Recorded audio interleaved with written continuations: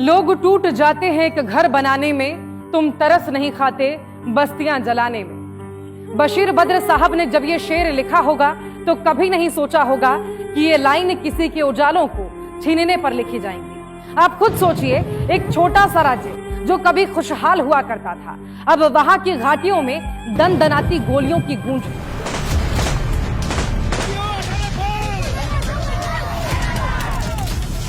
करीब 30 लाख की आबादी वाला राज्य, जहां नफरत ने इस कदर पैर पसार लिए कि वहां अब लोगों के बीच एक बड़ी खाई पाट दी गई है। इस खाई को मोहब्बत से भरने में शायद कई साल लग जाएं।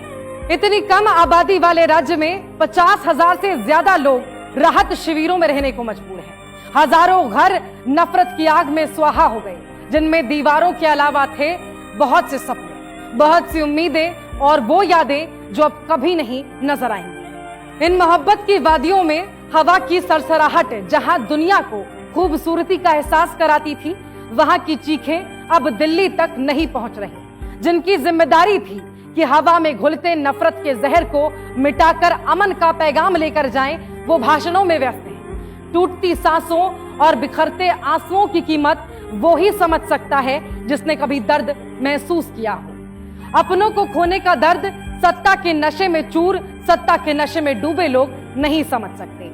ऐसे में मोहब्बत का पैगाम लेकर राहुल गांधी मणिपुर की जनता के बीच पहुंचे। पथराई आंखों के लिए राहुल उम्मीद की किरण बने, टूटते सपनों को बचाने और नफरत की इस दरार को मिटाने। मणिपुर में फिर से खुशहाली लेकर आने के एक नई राह दिखाने वाले राहुल गांधी में जनता ने भरोसा जताया है। मासूमों के सपनों में फिर से अटखेलियों वाला बचपन और किताबों के सरसराते पन्नों से जीवन की डगर की कहानी फिर से दिखने लगी। वर्षों के संघर्ष के बाद घर बनाने वाले पिता को राहुल से उम्मीद है कि वो उसे फिर से घर लौटाएंगे। बिलखती माओं को राहुल में एक बेटा दिखा जो उनके दुखों को हरने आया है।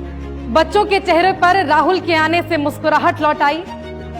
उम्मीद है कि राहुल के जाने के बाद मणिपुर का मौसम बदलेगा। फिजाओं में मोहब्बत के मेले फिर से लगने शुरू होंगे, मुस्कुराहटें फिर से लौटेंगी और उम्मीद की आस में बूढ़ी हो चुकी आंखें फिर से रोशन होंगी। राहुल के साथ मणिपुर फिर मुस्कुराने को तैयार है।